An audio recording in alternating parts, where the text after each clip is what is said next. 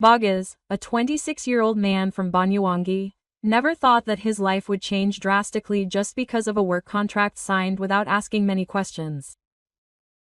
Since graduating from high school, he had worked odd jobs to help his mother and two younger sisters. His father died in a fishing boat accident 3 years ago, leaving the family in debt and despair. When a broker offered him a job as an Indonesian migrant worker in Taiwan, Bagas looked up at the evening sky from the terrace of his rickety house, then looked at his mother who was washing clothes. "Mom, if I go to Taiwan I can pay off all my debts, I can even renovate the house," he said. His mother stared at him for a long time. There were tears in the corners of the middle-aged woman's eyes. "Are you so cruel to leave me?" his mother asked. Bagas held his mother's hand.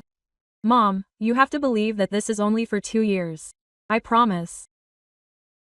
2 weeks later, Bagas landed in Taipei with a shabby backpack and a work contract.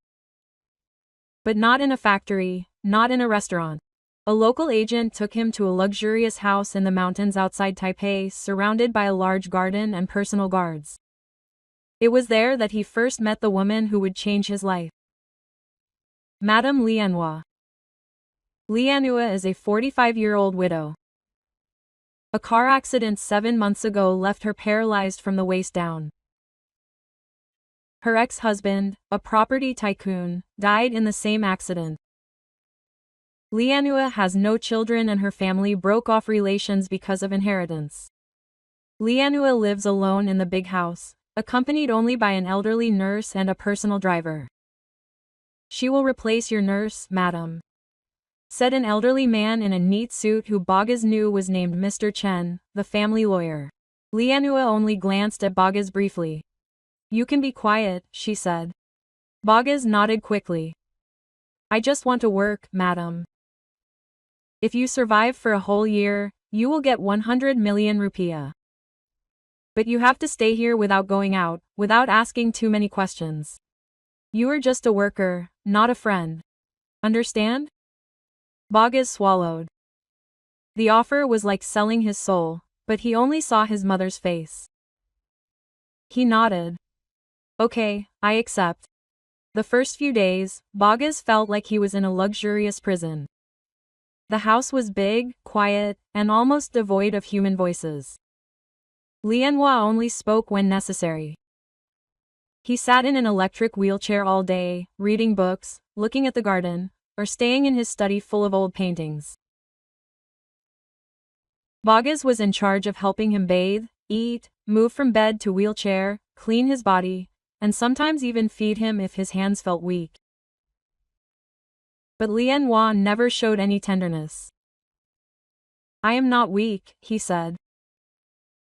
One night when Bagas offered to help, Lianhua replied, "I'm just sick of everyone pretending to care." Bagas didn't answer. He just cleaned the floor where Lianhua's chair wheels crossed the mud in the garden. Days turned into weeks. Bagas secretly began to understand Lianhua's habits. She liked bitter coffee, didn't like lights that were too bright, hated the sound of the television, and only ate dinner after midnight. But there was one thing that made Bagas start to wonder. Every night, at exactly 2 a.m., Lianhua cried in her room. Not loudly, but enough to make anyone who heard it feel sore in their chest. One day when Lianhua was asleep on a garden chair, Bagas tried to clean the bookshelf in his study. His hand touched a shabby book without a title. When he pulled it, an envelope fell from between the pages. Inside was a letter written in a trembling hand. "If I die before that person pays, please tell the world that it was not a coincidence. I have a note in the bottom drawer of my desk. They want me gone because I know the secret of my father's shares." Footsteps were heard from behind. Bagas hurriedly returned the letter and book to their original places. But that night he couldn't sleep. There was something wrong in that house. And he began to suspect. Was it really just an ordinary nurse? Or unknowingly he has been used as a tool for something darker? Bagas has been working in the house for 2 months, Slowly he began to recognize another side of Madame Lianhua that not many people know. A woman who used to be strong, graceful, and full of principles, is now fragile and scared, as if surrounded by invisible enemies. One night when Lianhua fell asleep in her chair, Bogus found her left hand holding a small object that looked like a pendant. When he opened it slowly, inside was a photo of Lianhua with a young man, much younger than her deceased husband. His face looked familiar, but Bogus didn't know where it came from. A few days later, while cleaning the back storeroom of the house, Bogus found a locked room. Curious? He asked the household driver, Mr. Yu, that room used to be a painting studio. Mr. Yu answered slowly. Madam used to like painting before the accident. Bogus nodded, but he caught one thing in Mr. Yu's tone. Afraid that afternoon it rained heavily, the electricity went out for a few minutes and Boga immediately went to Madam's room to make sure everything was okay. When he entered, Lianhua was sitting stiffly in her wheelchair. Her face was pale. The lamp said, I'm afraid of the dark. Bogas reflexively hugged her shoulders from behind, trying to calm her down.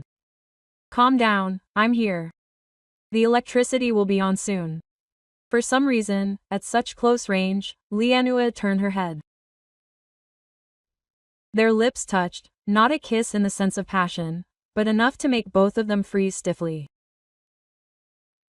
A few seconds that felt like forever. Lianhua pulled away first. Her face turned red then cold. Out of my room. He said. Bogas couldn't say anything. He went out to stare at the rain from behind the glass. Since that night, the atmosphere in the house changed. Lianhua became increasingly quiet. But her gaze towards Bogas was different. There was hurt, there was interest, there was denial. 2 days later, when Madame was asked to meet Mr. Chen in the city for a health check, Bogas dared to open the bottom drawer of the work desk as written in the letter the other day. Inside were several documents, including a photocopy of the company's stock certificate owned by her late husband, proof of transfer to the account of a man named Hanji, and a letter of resignation from one of the company's directors written 2 weeks before the accident. The more he read, the clearer it became that the accident might not have been an accident. And Hanja was the young man in Lawton, not the husband, not brother, but someone who has a personal relationship with Madame. Why did he hide all this? Bogas muttered. But before he could think further, there was the sound of footsteps behind him. He hurriedly closed the drawer and turned around. What are you doing? Lianhua's voice sounded cold. Her eyes were sharp. Bogas swallowed. I'm just cleaning the table. Lianhua stared at him for a long time. You're starting to be like them. Wanting to know too much. A few nights after the tension, Lianhua suddenly invited Bogas to have dinner with her. This was the first time since she arrived. The dining table was decorated simply. There was soft classical music in the background and a bottle of red wine was opened. Just think of it as a confession night, Lianhua said as she poured wine into her glass. I know you've read something from my table. Bogas was silent and could not deny it. Hanzi, Lianhua continued. My ex-lover. I wanted to marry her after my husband died, but she betrayed me. She and the other directors got rid of my husband and tried to get rid of me. Her eyes were teary, but she drank the wine calmly. Do you think I'm weak, Bogas? She said softly. I'm just waiting for the right time. For what? To retaliate. Lianhua whispered. And I can pay you more than our million if you want to help me. Help me, Bogas. Meet the people I sent. Hand this document over to a secret lawyer I can still trust. Make sure my shares don't disappear. And if I'm gone, you have to make sure the world knows the truth. Bogas was shocked. Why me? I'm just a nurse. She said, you're the only person who doesn't have personal ambitions towards me and I know you have a heart. Lianhua replied. Lianhua stared at him. 100 million is too little for you. I'll add 1 billion if you finish all of this. Bogus choked, but he didn't know yet that the steps he took that night would drag him into a web of conspiracy, ending lives, and forbidden love that could even destroy his life. A few days after that dinner, the atmosphere at home changed even more. Lianhua began to talk more openly to Bogus, sometimes even smiling faintly when they looked at each other. But behind all that, the tension was increasing. Bogus felt like there were eyes watching him, even when he was alone in the kitchen or watering the garden. One night, while throwing out the trash in the back storeroom, Bogus heard a whisper. He crept toward the sound and found the door of the painting studio that was usually locked open with a pounding heart. Bogus stepped inside. The room was dark, filled with dust and old paintings. But in the corner of the room, he saw a small flashlight on and a man wearing a hat unpacking old boxes. Bogus was stunned, but the man noticed his presence and fled through a small window. Bogus chased him into the garden, but the man disappeared into the darkness. The next morning, he told Madame Lianhua about it. As expected, she muttered. They're looking for me again. Who are they? Bogus asked. Lianhua held his hand. The same people who killed my husband and wanted me to go after him. Since that incident, Lianhua began to show a very different side of herself. She began to tell stories about her past, how she was matched at the age of 23 with a man 20 years her senior, in order to save the family business. My marriage never had love, she said Lear one night on the balcony. But I survived until I finally met Hanja. She gave hope and then stole it all. Bogus couldn't answer. He just sat beside Lianhua enjoying the night breeze and the strangely warm silence. Sometimes Lianhua held Bogus' hand longer than she should have. Sometimes she called him just to have tea with him. And one night when the electricity went out again, she hugged Bogus tightly and cried on his chest. I'm scared, Bogus. You'll leave me too, she whispered. Bogus hugged her back. I'll be here until everything is over. According to Lianhua's instructions, Bogus went to Taipei in Amdia bringing copies of stock documents and evidence of crimes to a lawyer named Lu Ming. But the trip didn't go smoothly. At the MRT station, two men followed him.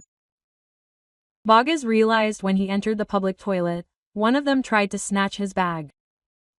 But Bogus fought back and managed to escape through the back door of the station. He returned home with bruises on his cheeks, making Lianhua panic. Quote, You can't go out again, he said. I sent you by mistake, but they're serious. They want all of this to disappear. Bogus replied. Lianhua lowered her head. If I'm gone, don't cry for me. Just avenge me. Their relationship grew closer. Bogus no longer called her madam. He called her Lian and she never refused.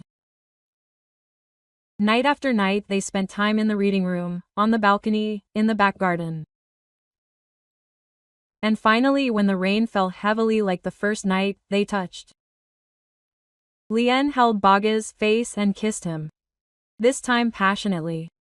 Bogus knew this was wrong, but he also knew his heart had fallen. Do we have to be like this? Asked Bogus. No one should know, whispered Lian. We are just two wounded people looking for an escape. One night, the house phone rang. Lian answered and her voice turned tense. How do you know this number? She said softly. Bogus watched her from afar. After hanging up, Lian immediately went into her room and locked herself. The next morning she said something surprising. Hanji would come to this house. Bogus was silent. Why? For what? She said she wanted to make peace. Lian answered. But I know she just wanted to erase her tracks.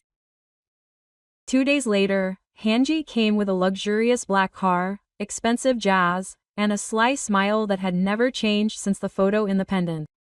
Lien told Boggess not to appear during the meeting. But from behind the curtain, Boggess eavesdropped on all their conversations. "I can give you the shares, I can even return your property. But you have to get out of Taiwan and never open your mouth," said Hanji. "I'm not afraid, Hanji," Lien replied firmly. "But I won't keep quiet." Hanji laughed softly. "Too bad, this nurse will be the last witness."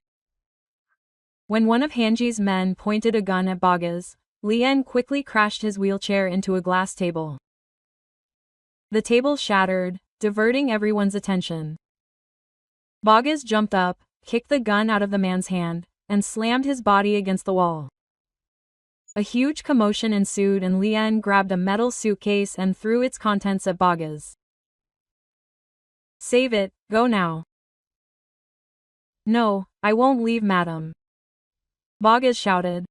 Lien stared at him, full of hurt. "If you don't live, who will tell the truth?" With a heavy heart, Boggess fled through the back door, carrying the suitcase and documents. He knew that night would change everything. Boggess fled to the nearest city, taking a night bus while hiding the suitcase under his jacket. At the station, he was greeted by Luming, the lawyer who had helped them before. Apparently Lien had prepared everything. "If you come alone tonight," Lu said, "it means Lien did not survive." Boggess could only lower his head. They made a big plan, leaking all of Hanji's corruption documents to the media, making Lianhua's story viral and contacting former company workers who were also victims. It all started with one small step, reopening the accident case that had been considered accidental. Within 2 weeks, news about the conspiracy behind Lianhua's husband's death, the embezzlement of shares and the end of life began to spread widely in the Taiwanese media. Hanji's name began to be mentioned and public pressure mounted. Interpol intervened. Hanji fled to Macau, but was eventually caught. Boggess returned to the house, quiet, silent, and cold. In Lian's room, only a small lollipop and Boggess' letter remained. "I knew you would come back. Thank you for not leaving. Thank you for loving a broken woman like me and making me feel alive again. Don't cry. Your life is still long. Use the money, build a new life, and keep this story alive." Lianhua Boggess returned to Indonesia with a suitcase full of money and a head full of memories. He did not become rich because of the money. He built a free clinic in his village, gave jobs to former migrant workers, and lived simply. But every night when it rained and the wind blew hard, he closed his eyes and thought of a woman in Taiwan. With sad eyes and a soft voice who once said, "If I'm gone, don't cry, I'll just avenge you." And Boggess knew he had kept that promise. This story is over, yeah.